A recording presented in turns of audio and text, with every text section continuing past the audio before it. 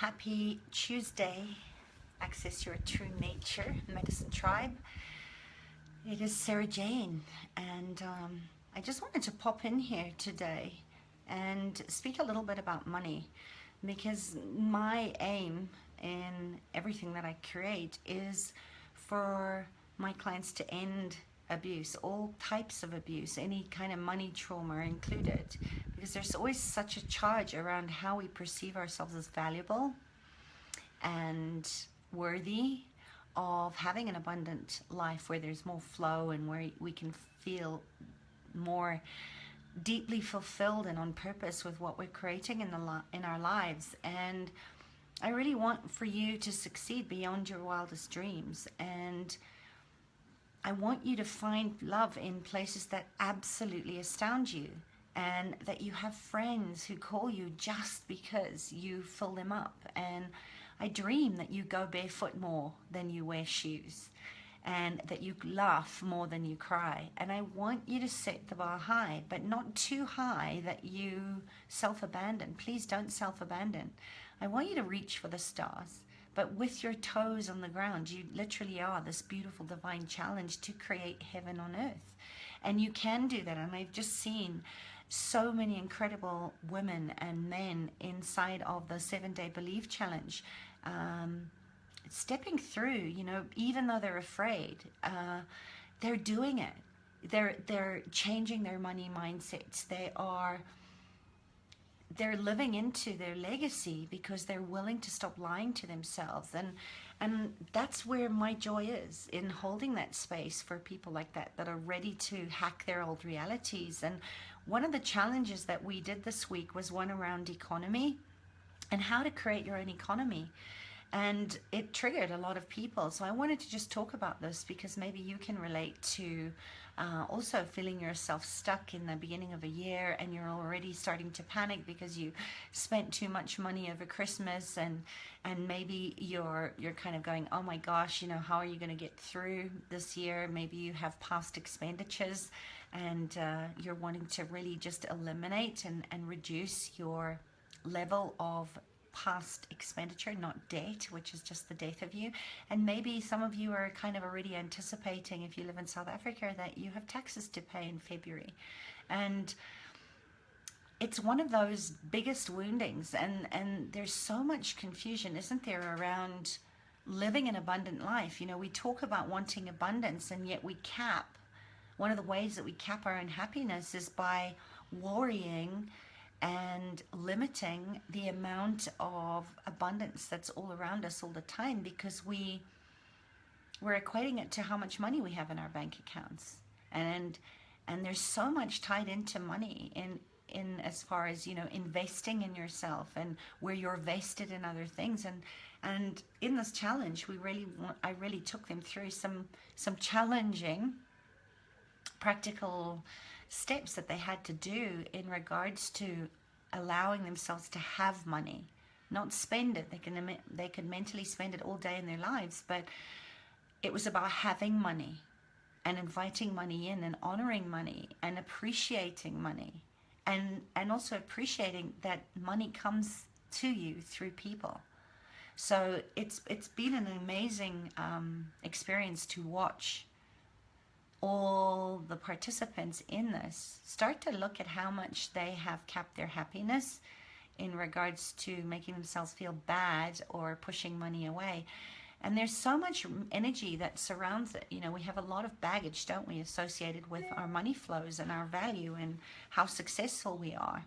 And it often drives us into more discomfort and pushes money away, because money is a very high vibrational frequency. It's a resource. It doesn't define you, but it's, wouldn't you be willing to have more resource available to you so that you can create more change in the world and do more things, and have a level of freedom, time freedom, to spend more time with your kids, and to spend more time in a space of high vibration rather than that lower vibration of worry and sleepless nights around money. So I wanted to speak more into this, and just to create and open up a conversation around it, because I am in the service of inviting people to create their own economy and know that they can be suitcase entrepreneurs, that they're not dictated to fiduciary systems that are broken, that the banks don't own you, the banks actually work for you. And, one of the biggest aspects of my own relationship with money over the year, and my ancestral beliefs, my ancestral inheritance around money, that was very, very much in that Irish space. I have some Irish genes, Russian genes in me. And it was always that money was hard to come by, that you had to work hard for your money, that there was this feast or famine aspect, this love-hate aspect of allowing money to come, and the fear of, well, what if there's potato blight. So there was all that running. And then I had the contrast of it, of having diamond genes in me. My mother's family name is Diamond, and the Jewish people really know how to make money, and they're good with money, and they had their money really handled, and they knew what their financials looked like. So it's always about a good place to look at contrasts when you're doing this, and start to feel more empowered around it. And for me, it was always separating money into its own space, that it's its own entity, that its own energy, and it loves to circulate, and that it has to come and to go, and that aiming or striving or hustling and grinding to try and find consistent income was actually an abuse, because money has to come out and comes in. And it's part of the challenge this time was to really look at how much money they had made over the year, because we forget. And we're talking about gifts, all the ways that money came into them, and most people were really, really pleasantly surprised to look at their financial gains for 2016 and see that they were way more abundant than their mind was telling them that they were. Because we hold so many of these attitudes and beliefs around money as something that's outside of us, rather than a resource that comes to us when we are resourceful, when we're living aligned to our purpose, when we are doing work that we love. And that it's not associated with your clients or that you have courted money to who you work with, or how many clients, how many butts and seats, which is so dishonoring to speak about how you create money. That I certainly see in the life transformational industry. And I wanted to be as clean as possible for myself when speaking to my clients or potential clients or people that are interested in working with me, to really have an ability to focus on them and what they needed, and how I could serve them in a unique prescription that was meant for them, that wasn't just some random cookie cutter regurgitated stuff that's a one size fits all. And if I could help them, it was really, it's never about signing a client or making them sign a 10-page contract, which I've had done to me. And I'm not saying that it's wrong. It just doesn't feel light for me to tie people into that. For me, contracts are made because we have already projected that someone's going to break it. So it's really about leaning into trust. And it's never about meeting a quota or putting the pressure into the conversation that this person is somehow responsible for my happiness or my abundance or my money flows. And I've always sort of felt that discomfort of, having seen it and having been on the receiving end of that, when people, are promoting talking to people over their money excuses, or making them feel bad, or shaming them into a place where they feel boxed in, because they're saying, you know what, I actually can't afford to work with you right now.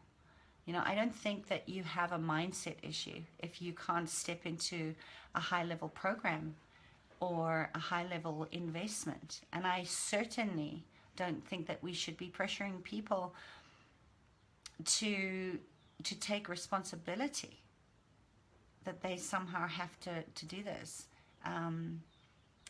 especially in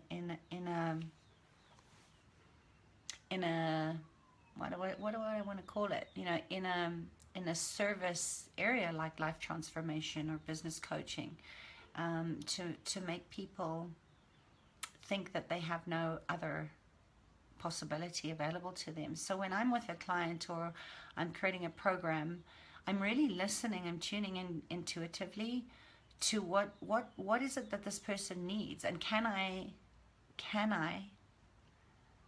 give what they're asking for in a way that is in integrity and empowering for both them and me. So I have to keep my space of being as neutral as possible. I can't get emotionally attached to what they're saying either in that process. And I think that in order for us to transform our relationship with money, that we hold it as a sacred container, as a beautiful resource, and that we have to understand where the energy is coming from, that we take our own personal responsibility for how we hold it and not impose our money fears and our money drama or our money pressures. That yes, we want a certain lifestyle, and yes, we have our own bills and things that we need to pay, and we need money. I'm not saying we don't need money. You can't meditate yourself into abundance, and you can't also be a bully around money. And sometimes, and I know this is true for my clients, that they do have a financial restriction, and we have to be mindful of that. As someone who is an entrepreneur herself and holds a tremendous space of how I'm going to respond to this, I have to be very mindful and thoughtful in how I hold my own money. If I was holding this as a sacred relationship, I have to look at all angles. I have to look at the contrasts of what is really going on here, and how do we close the gap. I always talk about that our whole life works so much better when we look at the boundary of imagination and courage. And it takes courage to get honest with yourself and stop lying to yourself about all the reasons and justifications and excuses why you can't actually afford to practice radical self-care, to invest in yourself. And we have to look at that as well. And I actually encourage people, everyone that I work with, that it's okay to take some time to think about it. I know a lot of people that are business mentors, and I've been there myself, have sort of said, well, your problem is that you don't know how to close a sale. That I'm going to get on a phone call with someone that I'm really wanting to get to know and to see where they're at and what's stopping them from getting where they want to be. That it just doesn't feel like a kindness to think that I'm going to hold them and pressurize them into making a decision and giving me their credit card details before we get off the phone. It's so much pressure, and I've been in that situation myself with coaches that are like, they literally wouldn't give me any breathing room, and I could feel that anxiety and that panic, because these are big investments sometimes that I was making, and how many times, maybe you can relate to this too, have you been in that situation where you feel like the only way out is to say, okay, I'll do it, and then you put the phone down, your credit card goes through, you go back into that, oh my God, what have I just done? And how many people actually cancel the next day? I've been there, and I've done that myself in the past before I got my money mindset handled, and also gave myself the space to tread gently enough to actually work my way through any objections and concerns I had about making a high-end investment in something.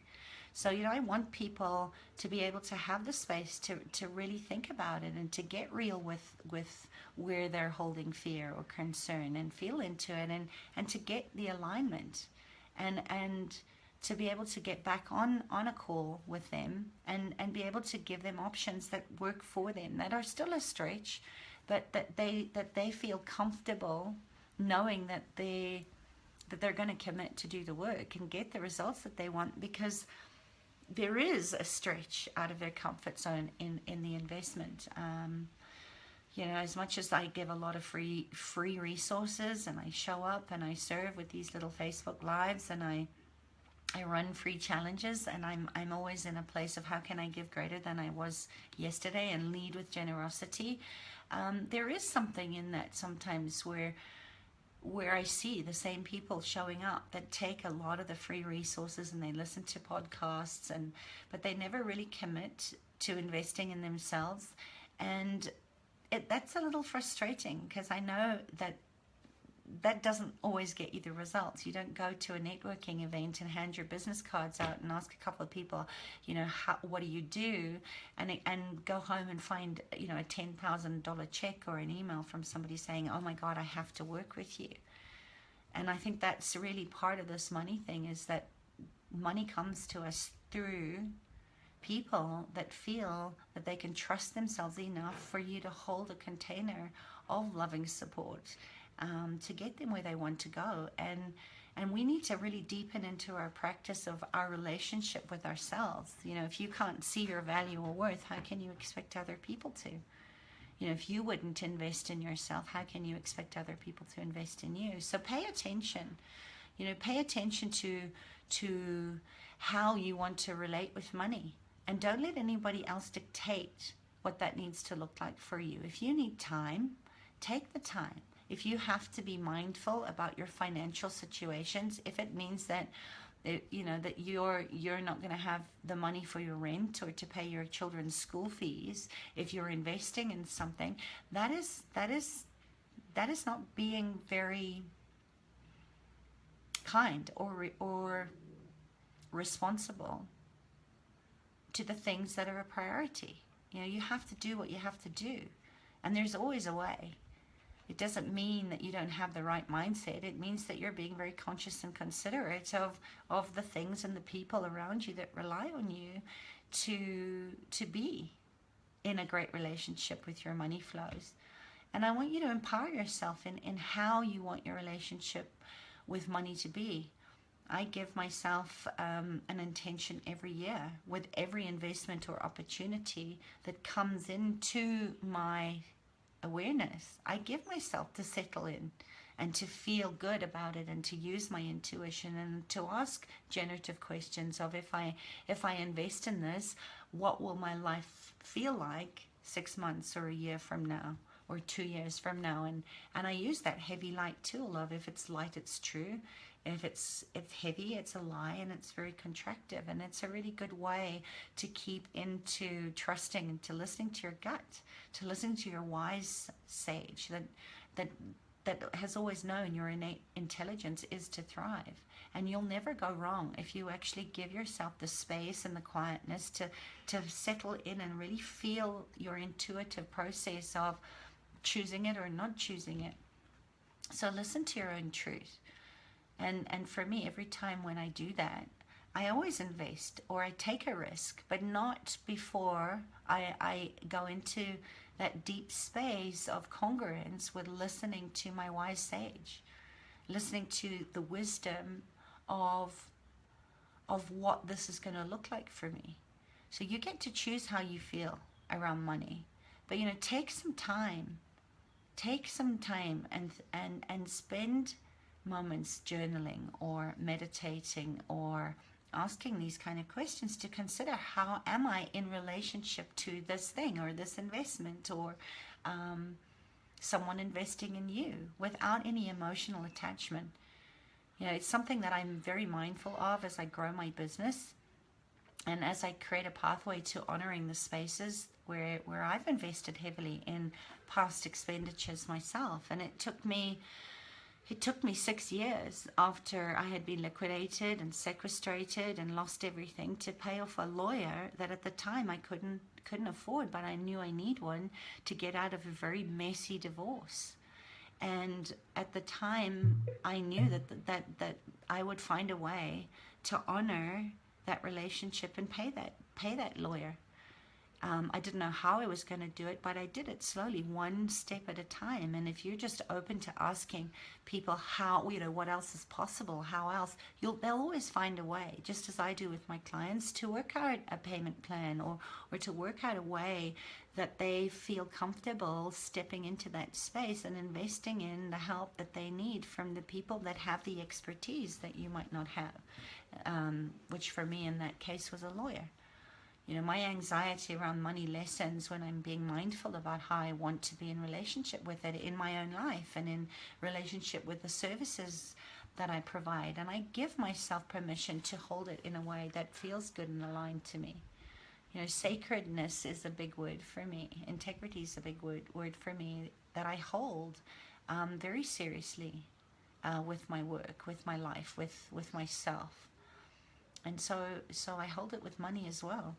And when I'm doing my monthly financials and budgets, I hold that energy of sacredness around it. And that really supports me and helps me feel empowered and grounded into doing my work, getting my financials handled, being able to see it. Because if you can't measure and track if you're not tracking. You have to track in order to measure your results. And how many times when you don't write things down do you not see a result?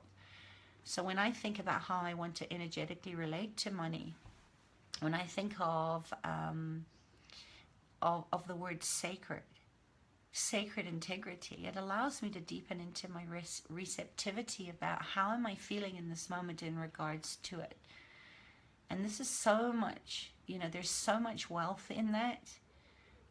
In being given and so much being given to us. We're so supported, especially in this space where it's very confusing out there. There's so much information, and you just have to go into Facebook and every second person is promising to sell you the magic pill or the quick fix to a 6 or 7 income, or and you have to have a high level in investing in it, and they're talking about money and mindset and all that stuff, and I feel like it's not very kind, a lot of it, because it's not true. Rome wasn't built in a day, and it would be very out of congruence to promise anybody something that you can't promise yourself.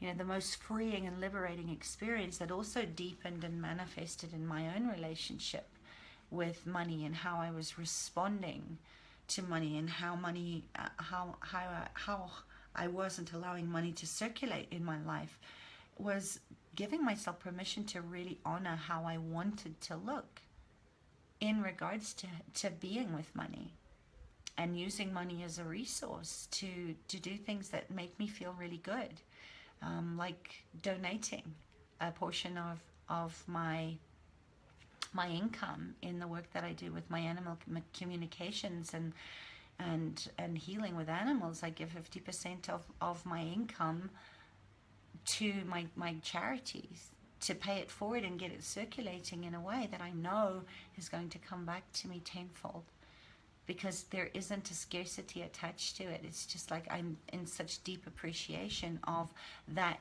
money coming to me through people that want to understand and be able to communicate intuitively with their animal friends. And it's still uncomfortable for me at times. I mean, I still find myself navigating new aspects of relationships and expanding my expenses, and having mortgages, and having debit orders coming off every month, and every up level for every time you increase your results and increase your money flows. I've seen this so many times with my client. It is messy and it is unsettling and it is a little bit worrying, because for every up level, there is a new set of challenges that we have to learn a new skill set with, in how to get really aware and in a new harmonious sort of flow with the new skill set of, maybe it's a new tax bracket and you need to invest in somebody to show you how to know the tax system really, really well, so that you use the system for you rather than against you. And just don't let anybody dictate to you. I think it's really important to deepen into finding your own alignment with the energy of money that's coming into your life, and that it's never a constant state. There is no consistency, because we have to be able to move and flow in that sort of higher vibrational resonance with money. So don't let anybody tell you how that needs to look, and don't let anybody make you feel crappy about it, or where you're at with money, because you can't step into something if you're compromising, if you're settling for less, or you're not looking at your value around how you hold money. You absolutely are 100%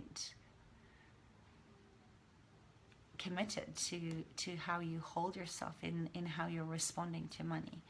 And if you don't know what that looks like for you, if you haven't spent the time to consider how you want to feel, what your relationship around money wants to be, you can't empower your life. So doing what we did in the Creating Your Own Economy challenge is an easy, pragmatic, small way that you can really start to get a bigger viewpoint, better vantage point of where you are tripping yourself up with money in your life.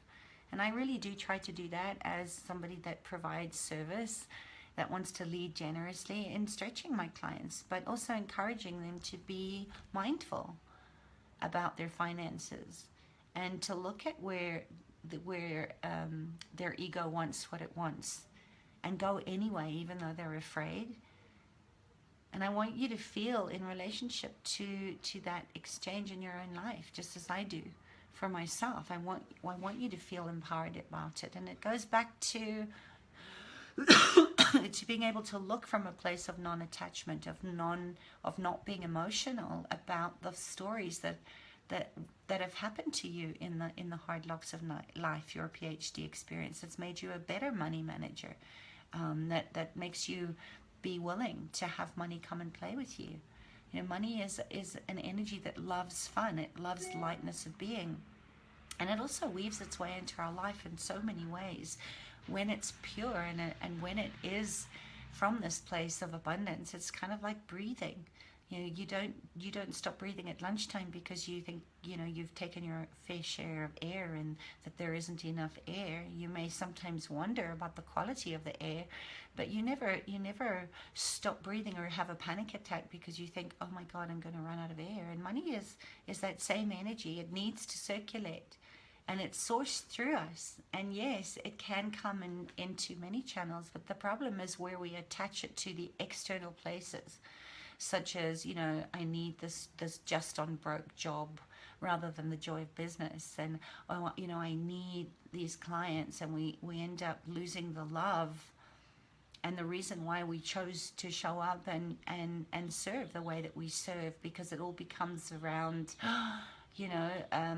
training people in and out. And, sorry, I used to hate that. Your time's up, you have to leave, when I'm just in the middle of creating a huge shift, that I'd sort of be kicked out of a psychiatrist's office. And I spent many, many years and thousands of rands trying to fix me before I had this information to know that there is nothing to fix. There's just a deepening of knowing how to navigate and get in line, aligned with what you came here to be, and what you came here to offer, and how you came to give generously as only you can, by living into your gifts and your talents and your capacities. That's the resource that you are, and that's the opportunity.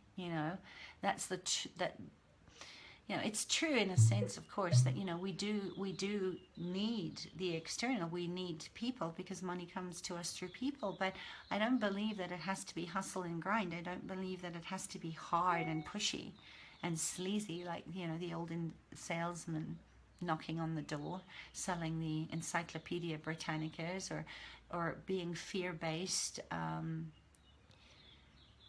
commitments or investments, because somebody's saying, oh, well, you're going to need this because what if? It's about being realistic about it. And it has its own place in our lives. And I think, and I know this for myself, that when we can let go of it, and of having it have to come through places, or attaching it and getting emotional about it, or going into panic because it's not coming in as fast, or in the amount or the way that you want it to come in, where we start going into the old stories, the hysterical culture of all the losses and the failures that we have, then we can be more liberated in how it comes through you and to you. And it doesn't mean that we don't set our prices or our programs or a value on a beautiful piece of art or a physical piece of clothing or jewelry or a children's book that you're writing. But it does mean that we can be a lot more clear and a lot cleaner. You know, those bright lines that I often talk about is you have to be willing to stop lying to yourself. You have to be honest and see the bright line. And if you know and you're setting that out in your daily plan and in your monthly plans and in your yearly plan, if any of you did the setting in and bringing in the new energy process with me, closing out of 2016, you've already done that. You've already put your wants down and your desires and seen how you can start to get the vision in the imagination and take the courage to actually physically actualize that stuff in your life. So, you know, I think those bright lines are very important in how we hold ourselves in alignment to our core values and what we believe in and how we would like to be treated, so that we can start to connect to our people, our tribes, and our money, so that we actually start getting results, because we're not entangling them in all the messy occlusions and projections of a future that hasn't come into actualization yet, because you're not being present with how you relate to yourself as valuable and how you relate to money. And start feeling good about it. You know, we can really do that when we're entering into a relationship and deepening our practice with money being our lover. That's how, you know, how we shift how we handle money, and we allow money to come to us and hold money as sacred, because it is. It's just an energy, just as you are. And just as you are a valuable resource, so is money. It just changes form. It just changes form. So that's kind of my thoughts today. I'd love to know how that lands for you, if that resonates with you. And let me know. Post in the comments and questions how you currently feel about your money flows. You know, what comes up for you when you listen to this. And let me know, you know, what's working for you. And what does it look like to empower your alignment with money to come to you with more ease and grace and flow, because you can trust yourself to be a self-fulfilling, constantly increasing flow of creative sexual energy. That is the energy of money. So have a good day. I'd love to know what you're choosing, and if I can support you in any way to amplify your frequency of being the energy of gold and silver and precious jewels and things that have exquisite intrinsic value, including money. Let me know. I'd love to have a conversation. And I've got about 3 complimentary clarity discovery sessions still open, and we start the Gifted Life Project on the 1st of February. So if that interests you, let me know. I would love to have fierce, strong, brave women or men like you come into this program, where we're really going to go deeper into how you can create your own economy and live into your gifted life. So have a good day wherever you are. I love you guys. Bye. Mwah.